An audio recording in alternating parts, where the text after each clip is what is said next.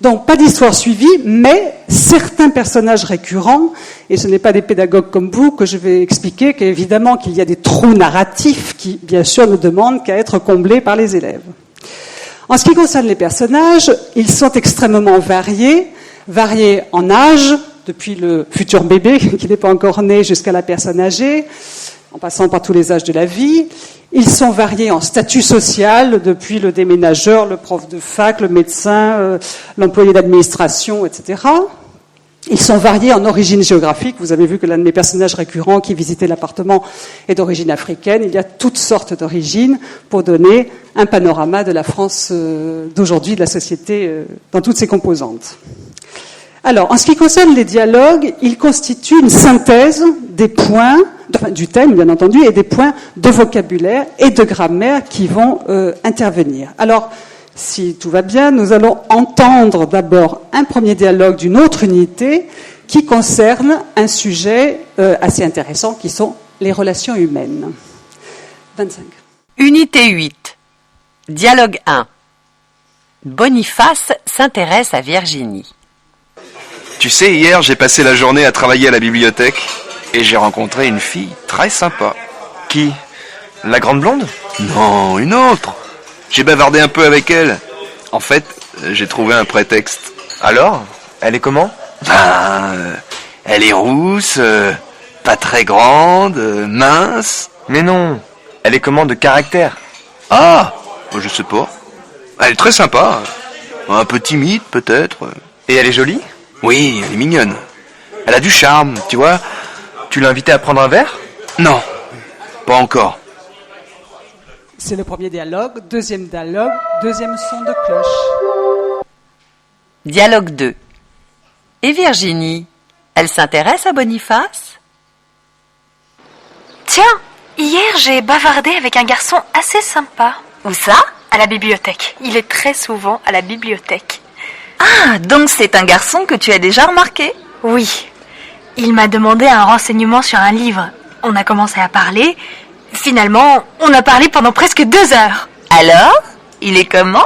Il n'est pas mal. Il est assez grand, plutôt costaud.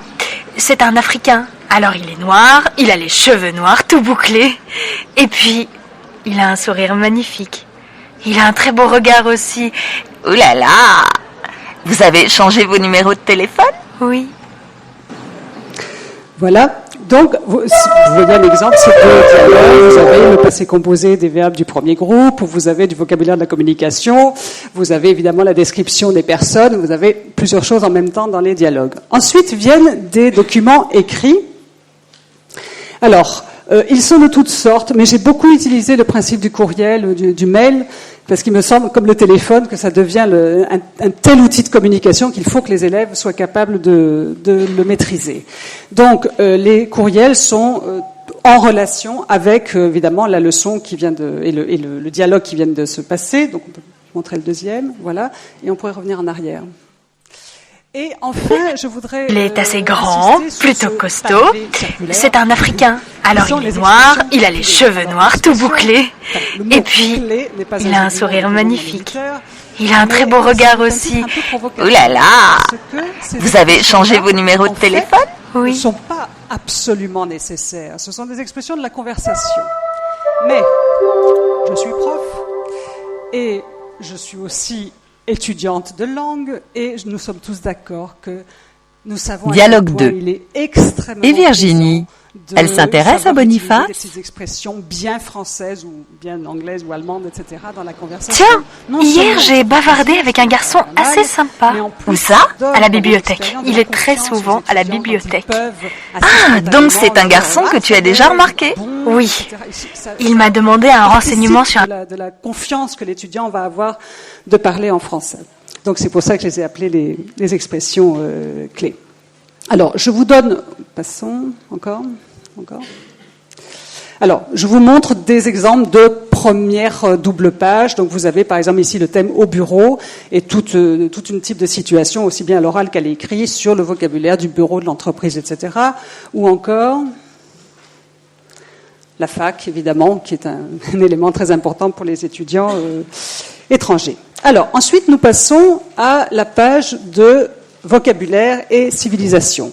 Alors, je n'ai pas besoin de vous dire que cette page ne remplace pas un manuel de vocabulaire, évidemment. C'est une sorte de bloc-notes, je dirais. Ce sont les notes de cours d'un étudiant. Et là, je commence à entrer dans l'idée de souplesse.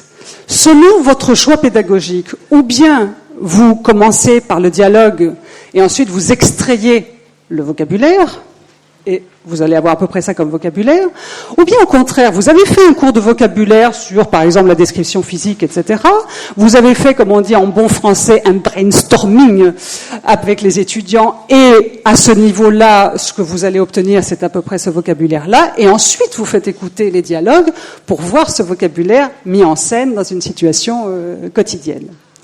Alors, oui, vous savez ce que c'est qu'un index, donc c'est juste pour montrer que si vous cherchez raconter, qu'il y a du vocabulaire de la communication, vous le trouvez à cet endroit-là. Alors ensuite, je voudrais passer à l'aspect civilisation, et là, je vais vous faire rentrer dans ma cuisine à nouveau pour vous expliquer comment j'ai fonctionné. Alors, un des points qui pour moi était très important dans cette méthode, c'était que toutes les explications de grammaire, de vocabulaire et les consignes d'exercice soient d'un niveau linguistique correspondant à l'unité en question.